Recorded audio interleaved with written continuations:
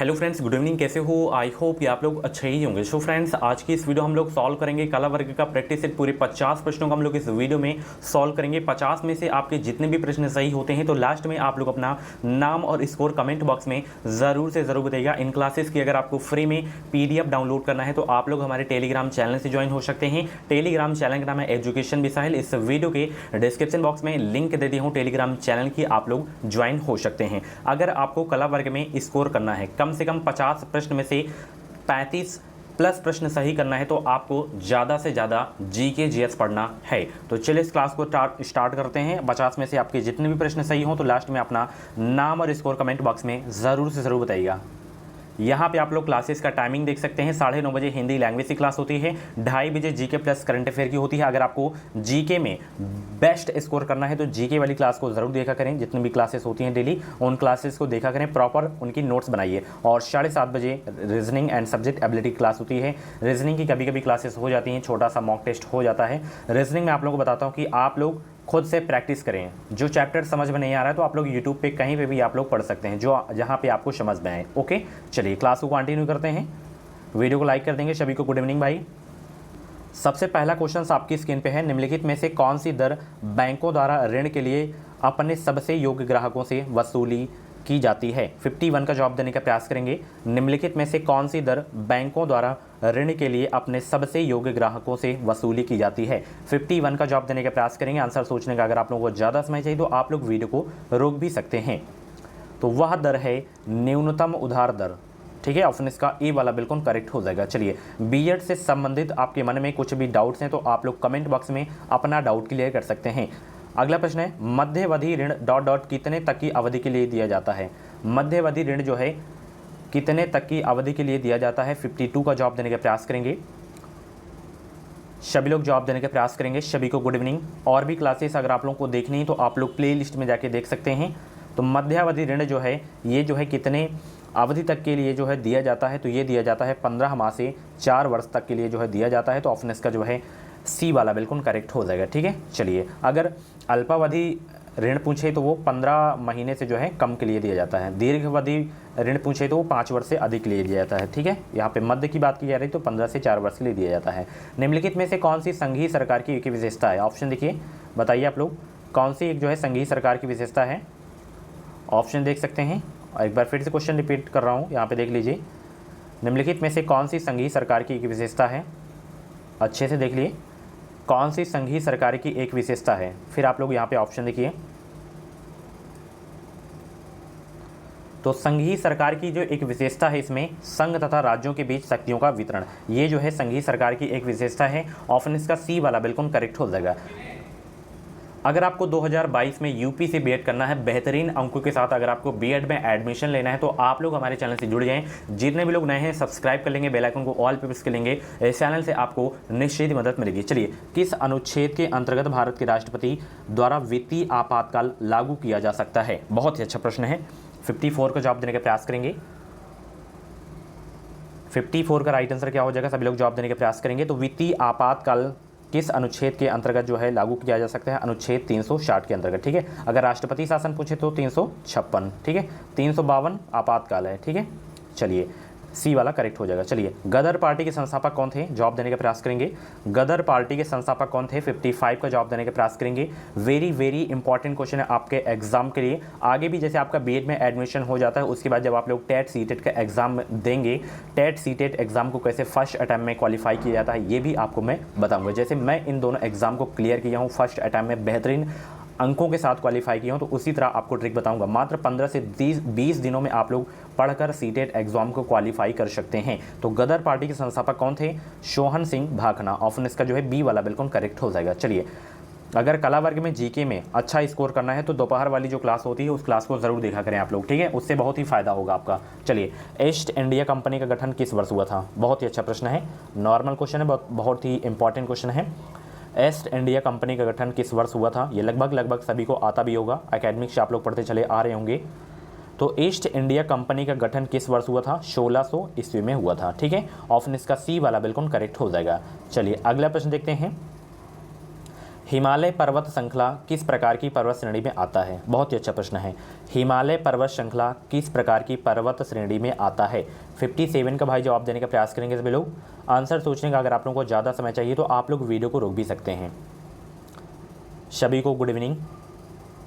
तो हिमालय पर्वत श्रृंखला किस प्रकार की पर्वत श्रेणी में आता है?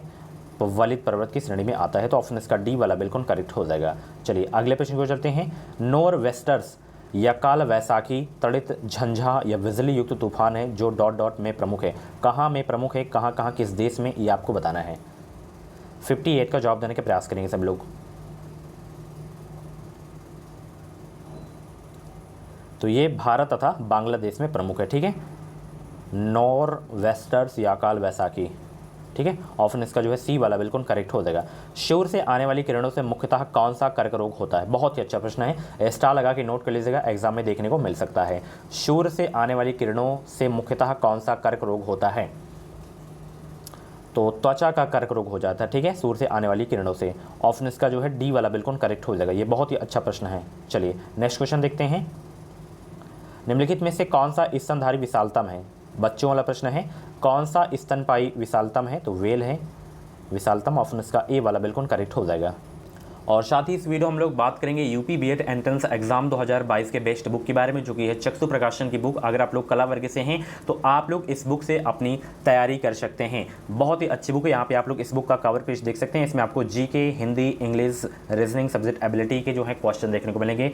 2700 से ज़्यादा इंपॉर्टेंट क्वेश्चन होंगे। पूरा सिलेबस कवर किया गया है बीएड एंट्रेंस एग्जाम का। 2017 से 21 तक के प्रीवियस पेपर्स भी आपको देखने को मिलेंगे। न्यू पैटर्न पर आधारित है, परीक्षा पद्धति पर आधारित है। यह पुस्तक हर हाल में अन्य पुस्तकों से श्रेष्ठ है। यह पुस्तक चक्षु प्रकाशन की पुस्तक आपको हर मार्केट में बहुत ही आसानी से मिल जाएगी। सबसे बेस्ट है, आप लोग इसे ऑनलाइन भी परचेज कर सकते हैं। वीडियो के डिस्क्रिप्शन बॉक्स में लिंक दे दिया हूँ। यहाँ पे एग्जाम पैटर्न के बारे में डिस्कस किया गया है। यहाँ पे इसकी विषय सूची देख सकते हैं। तो बेस्ट बुक है आपकी प्रिपरेशन के लिए, बीएड एंट्रेंस एग्जाम के लिए। यहाँ पे 2021 का पेपर भी लगाया गया है। और साथ ही जो है चक्षु प्रकाशन की बीएड एंट्रेंस एग्जाम की प्रैक्टिस सेट की भी बुक आती है गाइड के अलावा। इसमें आपको 3900 से ज़्यादा important question, 5 solve paper and 15 practice set आपको अलग से देखने को मिलेंगे। तो दोनों पुस्तकें गाइड एंड प्रैक्टिस सेट आपको अलग से मिल जाएंगी। वीडियो के डिस्क्रिप्शन बॉक्स में लिंक दे दिया हूँ, आप लोग ले सकते हैं। हर मार्केट पर ये अवेलेबल हैं दोनों बुक्स। चलिए यहाँ पे आरएनए का फुल फॉर्म बताइए। आरएनए का फुल फॉर्म बताइए। आरएनए का फुल फॉर्म क्या होता है? तो आरएनए का फुल फॉर्म होता है राइबो न्यूक्लिक एसिड। आप लोग डीएनए का बताइए। डीएनए का बताइए सभी लोग। डीएनए का बताइए कमेंट बॉक्स में सभी लोग। चलिए निम्नलिखित में से किस स्थान पर एक वस्तु का भार सर्वाधिक होता है? तीसरी बार ये क्वेश्चंस मैं करवा रहा हूँ, तीसरी बार। तो इस क्वेश्चन का जवाब आप लोग कमेंट बॉक्स में दीजिए। किस स्थान पर वस्तु का भार सर्वाधिक होता है? जवाब देने का प्रयास करेंगे सभी लोग, आंसर सोचने का प्रयास करेंगे। किस स्थान पर वस्तु का भार सर्वाधिक होता है? तो इस क्वेश्चन का जवाब आप लोग कमेंट बॉक्स में दीजिएगा। सभी लोग जवाब देने का प्रयास करेंगे। तापमान का एसआई मात्रा क्या है? आंसर सोचने का ज़्यादा समय चाहिए तो आप लोग वीडियो को रोक भी सकते हैं। तापमान का एसआई मात्रक क्या है? 63 का जवाब देने का प्रयास करेंगे। तापमान का एसआई मात्रक है केल्विन। तो ए वाला बिल्कुल करेक्ट हो जाएगा। ठीक है, चलिए next question. Net escape navigator एक क्या है? नेट एस्केप नेविगेटर एक क्या है? 64 का जवाब देने का प्रयास करेंगे। नेट एस्केप नेविगेटर एक क्या है? नेट एस्केप नेविगेटर एक क्या है? तो यह एक जो है वेब ब्राउज़र या वेब पृष्ठ परिवर्तक है। ऑप्शन इसका सी वाला बिल्कुल करेक्ट हो जाएगा। चलिए दूध के पीएच की प्रकृति क्या है? दूध के पीएच की प्रकृति क्या है? वेरी इंपॉर्टेंट क्वेश्चन है। दूध के पीएच की प्रकृति क्या है? अम्लीय होता है या क्षारीय होता है, क्या होता है? अत्यधिक अम्लीय या अत्यधिक क्षारीय? 65 का जवाब देने का प्रयास करेंगे। दूध के पीएच की प्रकृति क्या है? 65 का जवाब देने का प्रयास करेंगे। थोड़ा अम्लीय होता है। ठीक है, ऑप्शन इसका जो है ए वाला बिल्कुल करेक्ट हो जाएगा। चलिए निम्नलिखित में से कौन सा एक पायस या इमल्सन का उदाहरण नहीं है? जवाब देने का प्रयास करेंगे। निम्नलिखित में से कौन सा एक पायस या इमल्सन का उदाहरण नहीं है? तो इसमें चॉकलेट, दूध, मक्खन, फेंटी हुई मलाई, ये सब पायस या इमल्सन के उदाहरण हैं। बाकी दही आपका इमल्सन का उदाहरण नहीं है। तो ऑप्शन इसका डी वाला बिल्कुल करेक्ट हो जाएगा। चलिए अगले प्रश्न को चलते हैं।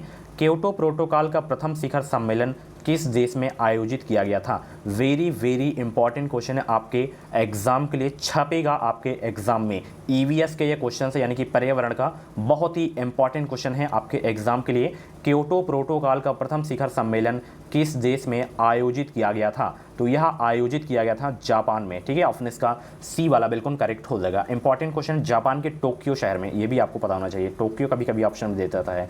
तो टोक्यो शहर में जो है आयोजित किया गया था। कब किया गया था आप लोग बताइए। 1997 में, ठीक है। चलिए 1997 में, 1997 में। चलिए, किस सरकारी संस्था द्वारा ग्राहकों तथा व्यापारियों को नगद इनाम देने के लिए लक्की ग्राहक योजना तथा डिजी धन व्यापार योजना का शुभारंभ किया गया था। किस संस्था द्वारा। 68 का जवाब देने का प्रयास करेंगे सभी लोग। 68 का जवाब देने का प्रयास करेंगे। किस सरकारी संस्था द्वारा ग्राहकों तथा व्यापारियों को नगद इनाम देने के लिए लक्की ग्राहक योजना तथा डिजी धन व्यापार योजना का शुभारंभ किया गया था। तो ये किया गया था राष्ट्रीय भारत परिवर्तन संस्था के द्वारा। ऑप्शन इसका ए वाला बिल्कुल करेक्ट हो जाएगा। निम्नलिखित में से किसने IEVF यानी कि इन विट्रो फर्टिलाइजेशन या इन विट्रो गर्भाधान तकनीक की खोज की थी। IVF आप लोग नाम भी सुने होंगे। तो इस तकनीक की खोज किसने की थी। हालांकि इस तरीके के क्वेश्चंस पूछे नहीं जाते हैं, तो इसकी रॉबर्ट एडवर्ड्स जो है खोज किए थे। ऑप्शन इसका बी वाला बिल्कुल करेक्ट हो जाएगा, ठीक है। चलिए नेक्स्ट क्वेश्चन। इस क्वेश्चन का जवाब देंगे सभी लोग। विम्बलडन स्थान निम्नलिखित में से किस खेल से संबंधित है। तो इसका संबंध है किससे, हॉकी से या क्रिकेट से या बैडमिंटन से या लॉन टेनिस से। तो इसका संबंध है आपका लॉन टेनिस से, ठीक है। विम्बलडन का ऑप्शन इसका ए वाला बिल्कुल करेक्ट हो जाएगा। चलिए, ये बहुत ही इंपॉर्टेंट क्वेश्चन है, इसको आप लोग मिलान कर लीजिएगा।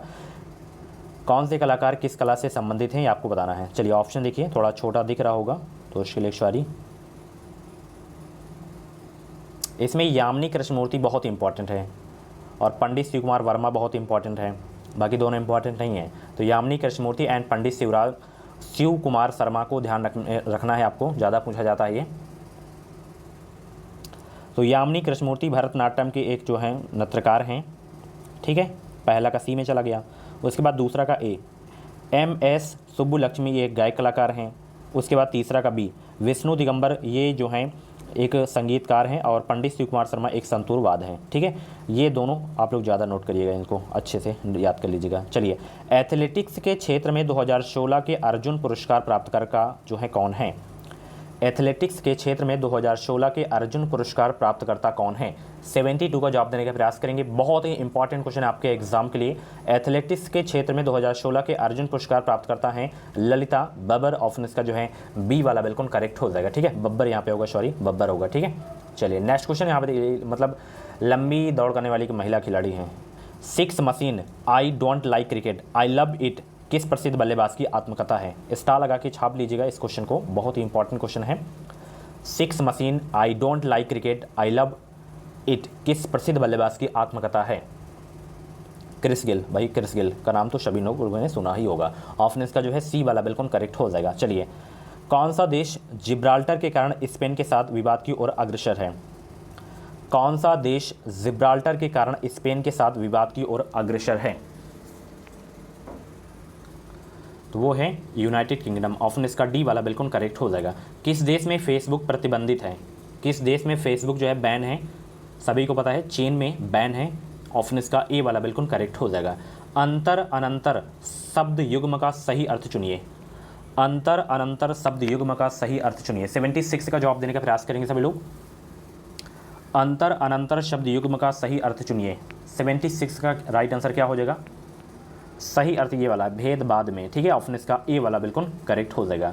चलिए, वर्तनी की दृष्टि से कौन सा शब्द इसमें शुद्ध है बताइए। वर्तनी की दृष्टि से कौन सा शब्द इसमें शुद्ध है। 77 का जवाब देने का प्रयास करेंगे। वर्तनी की दृष्टि से कौन सा शब्द शुद्ध है। और सभी लोग वीडियो को लाइक कर देंगे। बस आप लोगों से कुछ नहीं, लाइक शेयर सब्सक्राइब ही चाहिए। सब्सक्राइब आपके लिए भले के लिए ही करवाता हूँ कि आगे भी आपको जो है एजुकेशन की जो भी अपडेट्स रहेंगी, जैसे आप लोगों को टीचर बनना है तो वो अपडेट्स आपको समय समय से मिलती रहेंगी। टेट सीटेट एग्ज़ाम क्वालिफाई करना है, फर्स्ट अटैम्प्ट में क्वालिफाई करना है, तो बस आप लोग जुड़े रहें हमारे चैनल से, आगे आपको तैयारी कराई जाएगी। तो वर्तनी की दृष्टि से कौन सा शब्द इसमें शुद्ध है? प्राणी वृंद इसमें शुद्ध है। ऑप्शन इसका ए वाला बिल्कुल करेक्ट हो जाएगा। चलिए, हिंदी शब्दकोश में अन किस वर्ण से पहले आता है? बहुत ही अच्छा प्रश्न है, स्टार लगा के नोट कर लीजिएगा। 78 का राइट आंसर क्या हो जाएगा? अन किस वर्ण से पहले आता है? आहा के पहले आता है। ठीक है, ऑप्शन इसका सी वाला बिल्कुल करेक्ट हो जाएगा। उपकार को ना मानने वाला वाक्यांश के लिए एक सही शब्द है। उपकार को ना मानने वाला वाक्यांश के लिए एक सही शब्द क्या है? स्टार लगा लीजिएगा इस क्वेश्चन में भी। उपकार को ना मानने वाला वाक्यांश के लिए एक सही शब्द क्या है? सही शब्द है आपका कृतज्ञ। क्या है? कृतज्ञ। ऑप्शन इसका जो है ए वाला बिल्कुल करेक्ट हो जाएगा। चलिए, पंडित दूध पीता है इस वाक्य में कारक है। पंडित दूध पीता है इस वाक्य में कारक है। 80 का जवाब देने का प्रयास करेंगे भाई। सभी को गुड इवनिंग। सभी लोग वीडियो को लाइक कर देंगे, वेट कर रहा हूँ मैं सभी का। लाइक की बहुत कमी है, लाइक करें सभी लोग। जितने भी लोग क्लास देखा करते हैं सभी लोग लाइक कर दिया करें। लाइक करने में आपका क्या जाता है? चलिए, लाइक कर दीजिए सभी लोग। तो पंडित दूध पीता है इस वाक्य में कारक क्या है आपका? कर्ता है और कर्म है। ठीक है, ऑप्शन इसका सी वाला बिल्कुल करेक्ट हो जाएगा। निम्न में से किस शब्द में बहुव्रीहि समास है? भाई चौराहा में तो है नहीं है, चौराहा में द्विगु समास है। गजानन में आपका बहुव्रीहि समास है, तो ऑप्शन इसका जो है डी वाला बिल्कुल करेक्ट हो जाएगा। अब आप लोगों से क्वेश्चन है, समास के क्लास में ये क्वेश्चन मैं करवा चुका हूँ। शताब्दी एंड पंसेरी में कौन सा समास है? बताइए सभी लोग, कमेंट बॉक्स में छाप देंगे। हरिपद कोमल कमल से इस पद में अलंकार है। डबल स्टार लगाइए इस क्वेश्चन में, अक्सर एग्जाम में क्वेश्चन ये रिपीट होता रहता है। हरिपद कोमल कमल से इस पद में अलंकार है कौन सा? इस पद में कौन सा अलंकार है? उपमा अलंकार है। ऑप्शन इसका ए वाला बिल्कुल करेक्ट हो जाएगा। चलिए, कौन सा शब्द इन प्रत्यय के योग से नहीं बना है? कौन सा शब्द इन प्रत्यय के योग से नहीं बना है? 83 का जवाब देने का प्रयास करेंगे सभी लोग। कौन सा शब्द इन प्रत्यय के योग से नहीं बना है?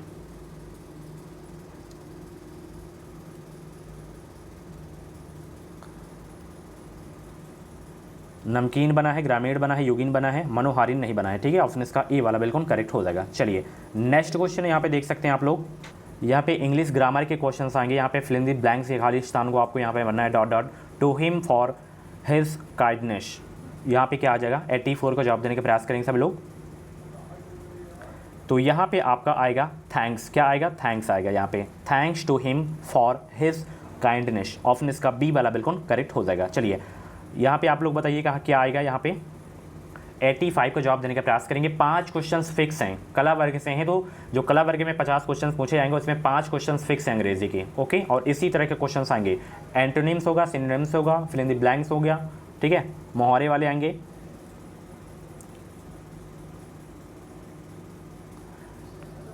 – 85 का भाई जवाब देने का प्रयास करेंगे, तो यहाँ पे वेगेस आएगा। ऑप्शन इसका बी वाला बिल्कुल करेक्ट हो जाएगा। चलिए, find out the correctly spelled word, यहाँ पे शुद्ध शब्द आपको बताना है कौन सा है। 86 का जवाब देने का प्रयास करेंगे।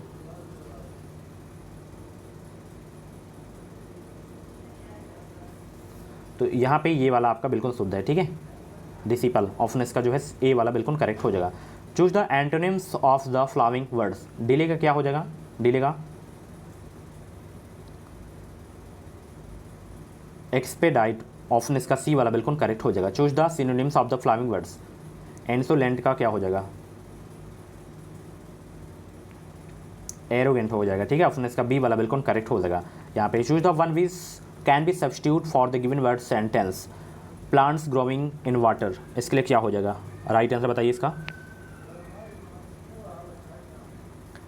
एक्वाटिक हो जाएगा। ठीक है, ऑप्शन इसका बी वाला बिल्कुल करेक्ट हो जाएगा।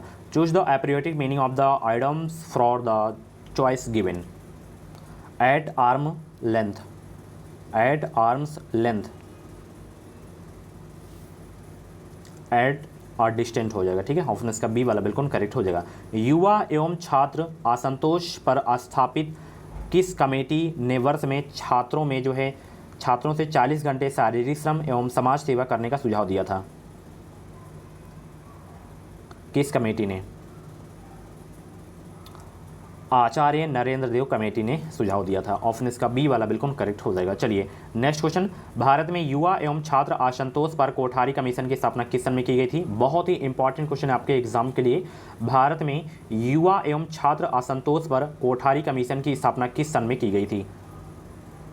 तो 1964 में कोठारी कमीशन की जो स्थापना की गई थी। ऑप्शन इसका बी वाला बिल्कुल करेक्ट हो जाएगा। चलिए, प्रतीत्य समतुल्यवाद का अर्थ क्या है? इसका अर्थ बताइए क्या है? इसका अर्थ है एक वस्तु के उपस्थित होने पर किसी वस्तु की उत्पत्ति। ऑप्शन इसका ए वाला बिल्कुल करेक्ट हो जाएगा। गीता में उपदेश निहित है किसका? गीता में उपदेश निहित है किसका? 94 का जवाब देने का प्रयास करेंगे सभी लोग।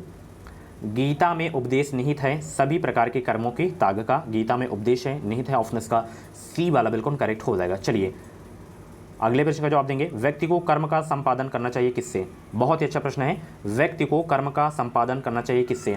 95 का जवाब देने का प्रयास करेंगे।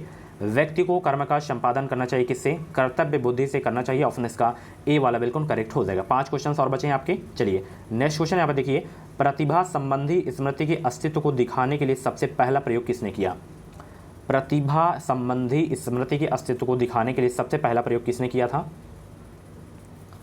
तो स्पर्लिंग ने किया था सबसे पहला प्रयोग, ऑप्शन इसका ए वाला बिल्कुल करेक्ट हो जाएगा। स्मृति की मापन की विधि कौन सी? इस क्वेश्चन में डबल स्टार लगा लीजिएगा, बहुत एग्जाम में पूछा जाता है ये क्वेश्चन। स्मृति के मापन की विधि है, मनोवैज्ञानिक के भी क्वेश्चंस आएंगे, ठीक है, मनोविज्ञान की सॉरी। स्मृति के मापन की विधि है तो प्रत्याहान भी है, पुनर्निर्माण भी है, प्रत्यविज्ञान भी है, ये सभी हैं स्मृति के मापन की विधि, ऑप्शन इसका डी वाला बिल्कुल करेक्ट हो जाएगा। सीखने के प्रयास एवं त्रुटि सिद्धांत का प्रतिपादन किसने किया? सीखने के प्रयास एवं त्रुटि सिद्धांत का प्रतिपादन किसने किया?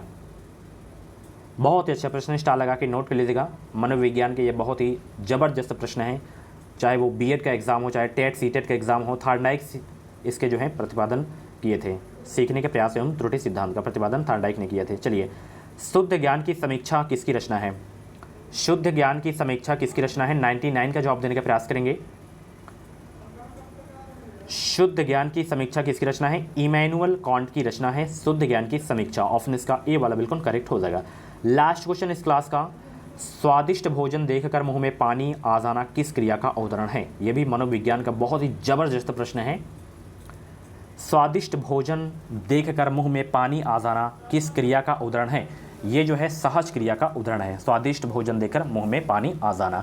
सो फ्रेंड्स ये थे कला वर्ग के टॉप 50 क्वेश्चंस। इन 50 क्वेश्चंस में से आपके जितने भी क्वेश्चंस करेक्ट हुए हो तो आप लोग अपना नाम इसको कमेंट बॉक्स में जरूर दें। और ऐसी क्लासेस देखने के लिए आप लोग हमारे चैनल से जुड़े रहें, चैनल को सब्सक्राइब कर लेंगे। आगे भी आपको इसी तरह की क्लासेस मिलती रहेंगी। बीएड की जो भी अपडेट्स आएंगी वो अपडेट्स आपको हमारे चैनल के माध्यम से देखने को मिलेगी, ऑथेंटिक अपडेट आपको देखने को मिलेगी। कुछ डाउट्स वगैरह हो तो कमेंट बॉक्स में क्लियर कर सकते हैं, इसमें क्लियर नहीं हो रहा तो आप लोग इंस्टाग्राम पे फॉलो कर सकते हैं, इंस्टाग्राम पे डीएम कर सकते हैं। इंस्टाग्राम आईडी की लिंक वीडियो के डिस्क्रिप्शन बॉक्स में दे दिया हूँ। तो चलिए मिलते हैं अगली क्लास में। Thank you so much.